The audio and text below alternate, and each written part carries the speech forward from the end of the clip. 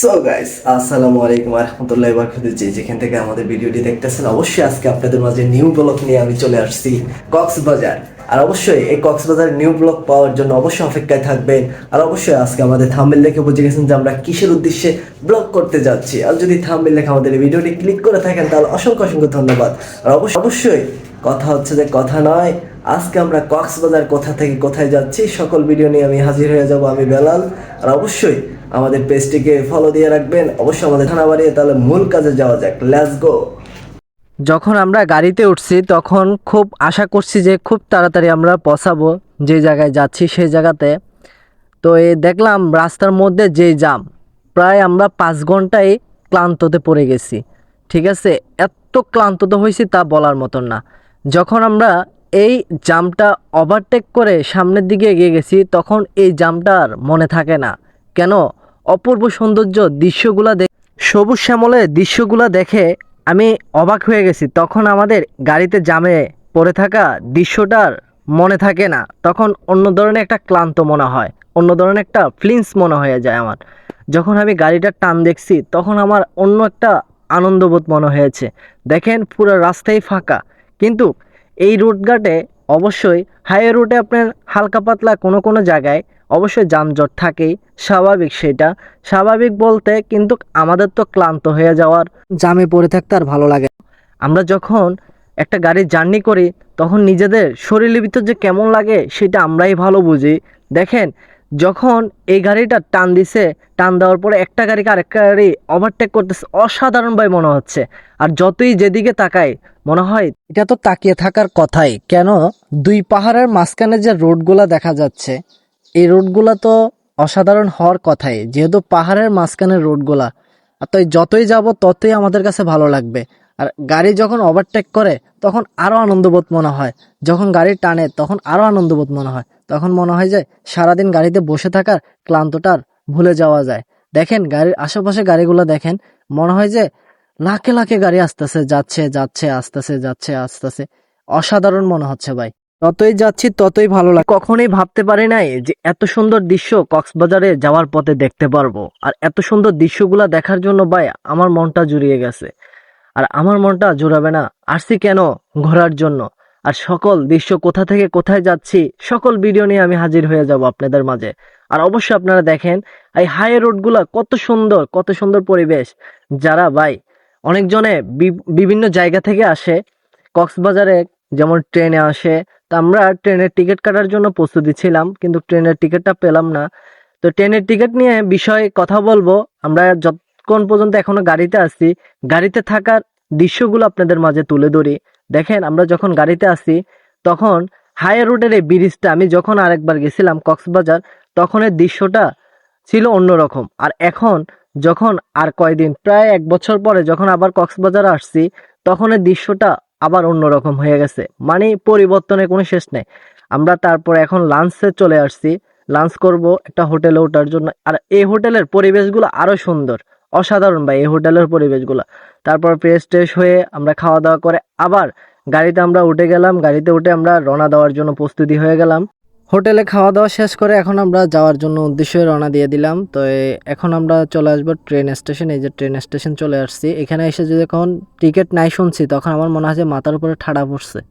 আশা করে আসছি চট্টগ্রাম যাব ট্রেন দিয়ে, ঠাড়া পড়ে গেছে। আর এখন আপনি চাইলে এই মিশিংয়ের সাহায্যে আপনি অনলাইন থেকে যে কোনো জায়গায় যাইতে চাইলে যাইতে পারবেন, অনলাইনে টিকিট কাটতে পারেন। ভালো একটা পজিশন, অসাধারণ অসাধারণ। যখন থেকে গাড়িতে ছিলাম তখন থেকে ভাবতেছি যে আমি ট্রেন স্টেশন কখন যাব, ট্রেন স্টেশন কখন যাব।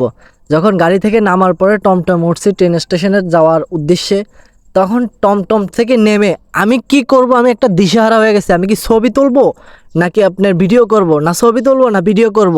সবাই দেখতেছি ক্যামেরা নিয়ে ব্যস্ত, ভিডিও নিয়ে ব্যস্ত, কেউ ছবি তুলতেছে কেউ ভিডিও করতেছে, অস্থির।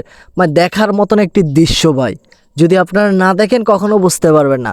কিন্তু আমি টিকিট কাটার জন্য এসে আর আমি ফেল করলাম, এখানে টিকিটই পেলাম না, টিকিট নাই। আমরা যেই টাইমে গেছি ওই টাইমে টিকিট বুকিং হয়ে গেছে আর টিকিট পাওয়া যাবে না। সন্ধ্যা 7টায় টিকিট আসছিল, তাই আমরা ভাবলাম যে সন্ধ্যা 7টায় টিকিট না কেটে আমরা আবার চলে যাই। কোনো এক সময় যদি ট্রেনে আসার উদ্দেশ্য হয় তাহলে কোনো এক সময় আসবো, এই উদ্দেশ্যে আমরা আবার চলে গেছি। ভাই এখানে দৃশ্যগুলো দেখে আমি মুগ্ধ হয়ে গেছি গা ভাই, বলার মতন। একটা দিশেহারা হয়ে যাওয়া। প্রথম যে কোনো একটা মানুষ প্রথম এইসব দৃশ্যগুলো দেখলে অবাক হয়ে যাবে গা। বা এত সুন্দর পরিবেশ, ট্রেন স্টেশনে এত সুন্দর পরিবেশটা তা বলার মতন না ভাই। যত দেখি আমি ততই আমার কাছে ভালো লাগে। আমি কী করি, কতক্ষণ ছবি তুলি, আবার কতক্ষণ ভিডিও করি। যেহেতু আমি একাই গেছি, এখানে আমরা একা বলতে আমার 3-4 জন গেছিলাম, আমরা 4-5 জন মিলে গেছিলাম।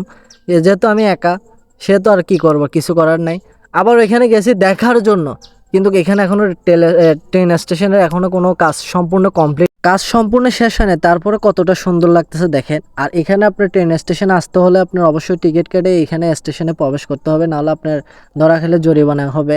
এটা আপনারা তারা মাইক দিয়ে বলে দেয়। তো অবশ্যই টিকিট কেটে প্রবেশ করবেন আপনি টিকিট কেটে প্রবেশ করার জন্য। এখানে ট্রেন কোন কোন টাইমে ছাড়ে আমি আপনাদের বলতেছি। ট্রেন ছাড়ার নিয়ম হচ্ছে আপনার এখানে 3 টাইমে ট্রেন ছাড়ে, যেমন ভোর 4টায়, তারপর আছে আপনার সকাল 11:30টায়, আবার রাত 7টায়।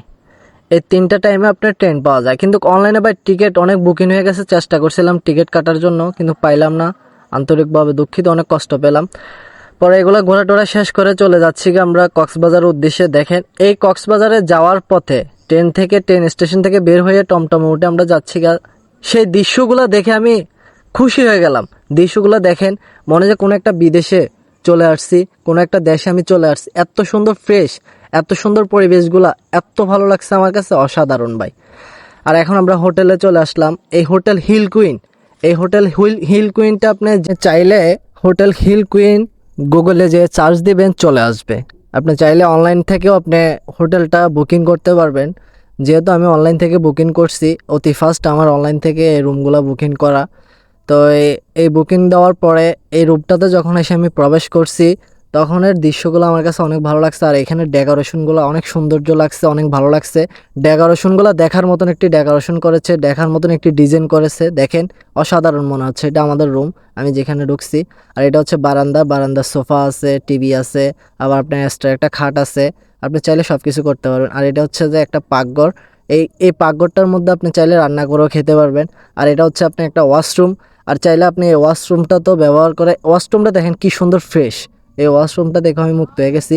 তারপরে এগুলো দেখানোর পর আপনাদের বেলকুনির দৃশ্যটা একটু ভালো করে লক্ষ্য করুন। দেখেন বেলকুনিতে রুমের মধ্যে কি সুন্দর করে পর্দা দিয়ে হওয়া আছে, কি সুন্দর করে পর্দা দিয়েছে।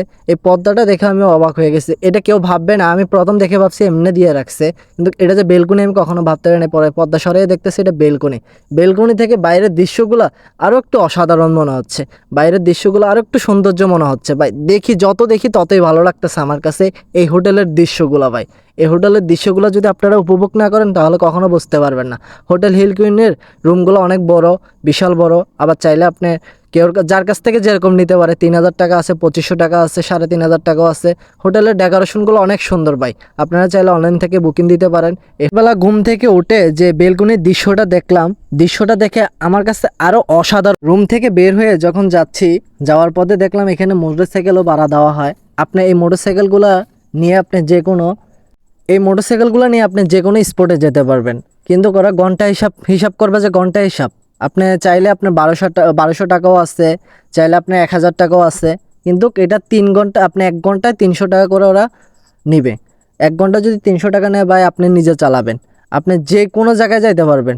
আপনি চাইলে যে কোনো স্পটে যাইতে পারবেন, যে কোনো স্পটে আপনি প্রবেশ করতে পারবেন, আপনি চালাবেন। এরা কোনো কিছু না, আপনি সব কিছু।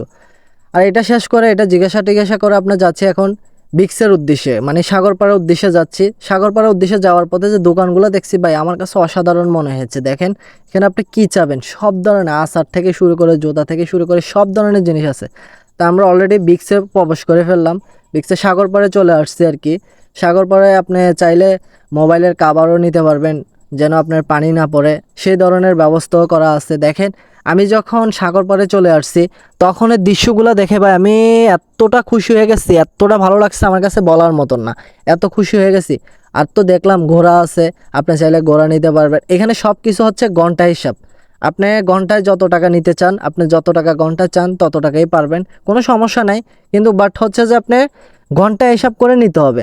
আপনি যদি চান যে এখানে চেয়ারগুলো আছে যেগুলোতে বসে রয়েছে, এই চেয়ারগুলো চাইলে আপনি ঘন্টা আপনি 60 টাকা করে নেবে। আপনি যদি টিউব নিতে চান, এই যে টিউবগুলো দেখতেছেন, এই টিউবগুলো যদি নিতে চান তাও ঘন্টা হিসাব। এই টিউব নিতে গেলে আপনার মনে হয় 100 টাকা করে নেয়, জনপ্রতি 100 টাকা 1 ঘন্টায়। ঠিক আছে, আপনি টিউব নিয়ে সাগরের যে কোনো জায়গায় চলে যেতে পারেন। আর আমি এই প্রথম যাওয়ার পরে যে দেখলাম ভাই ঢেউ যে মারতাছে, অস্থির অস্থির ঢেউগুলা দেখেন কি আর একটা কথা কি, যারা কক্সবাজার আসবেন তাদের উদ্দেশ্যে বলি, কক্সবাজার আসলে অনেক ধান্দা আছে, কিন্তু আপনারা ওগুলো থেকে মুক্ত থাকবেন। যে যেটা করবেন দরদাম করে করবেন। যদি আপনি টিউব নিতে চান তাহলে আপনি দর করে নেবেন, এরা 1 ঘন্টা 100 টাকা চায়, আপনি কমায় নিতে চান যদি কমায় নিতে পারেন তো ভালো। আর চেয়ারগুলো আপনার মনে করেন ঘন্টায় 60 টাকা নেয়, আপনি যদি পারেন 50 টাকা দিয়ে নিয়ে নেবেন, কিন্তু বাড়াবাড়ি করবেন না। বাড়াবাড়ি না করে তাদের সাথে সুন্দরভাবে কথা বলবেন, তারা এমনিতে দিবে। এই যে চেয়ারগুলা, আপনি টিউব চাইলে টিউব নিতে পারবেন। আর যদি আপনি চান যে ঘোড়াতে উঠবেন, ঘোড়া কেউর কাছ থেকে 200 টাকা নেয়, কেউর কাছ থেকে 100 টাকা নেয়, যার কাছ থেকে যেরকম পারে, চাইলে আপনারা আনন্দ করতে পারবেন। আর এখানের দৃশ্যগুলা দেখেন, এখানের দৃশ্যগুলা যে ঢেউগুলা মারতেছে ভাই, ঢেউগুলা দেখে আমি অবাক হয়ে গেছি। আমার কাছে আর কিছু ভালো লাগুক না লাগুক, ঢেউগুলো আমার কাছে অসাধারণ মনে হয়েছে।